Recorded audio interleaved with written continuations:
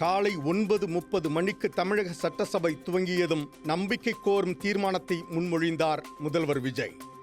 தமிழக சட்டசபையில் இன்று நடைபெற்ற நம்பிக்கை கோரும் தீர்மானத்தில் முதல்வர் விஜய் தலைமையிலான தமிழக வெற்றிக் கழக அரசு அமோக வெற்றி.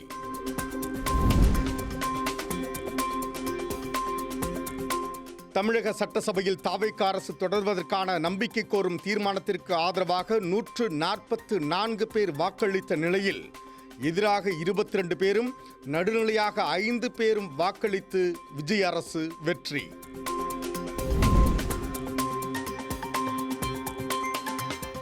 நம்பிக்கை வாக்கெடுப்பில் ஆதரவு அளித்தவர்களுக்கும் சட்டசபை தேர்தலில் எங்கள் மீது நம்பிக்கை வைத்து வாக்களித்த தமிழக மக்களுக்கும் இந்த ஜனநாயக அரசை வெற்றி பெற செய்த சட்டமன்ற உறுப்பினர்களுக்கும் எனது மனமார்ந்த நன்றி என தமிழக முதலமைச்சர் விஜய் உருக்கம்.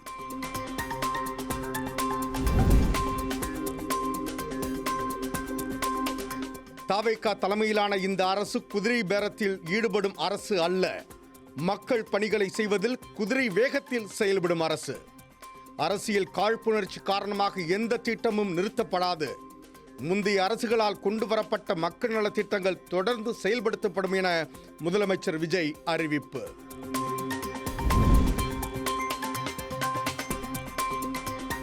சபாநாயகர் ஜேசிடி பிரபாகர் மற்றும் துணை சபாநாயகர் ரவிசங்கர் ஆகியோர் ஒருமனதாக தேர்ந்தெடுக்கப்பட்டதை தொடர்ந்து எதிர்க்கட்சித் தலைவர் என்ற முறையில் உதயநிதி ஸ்டாலின் வாழ்த்து.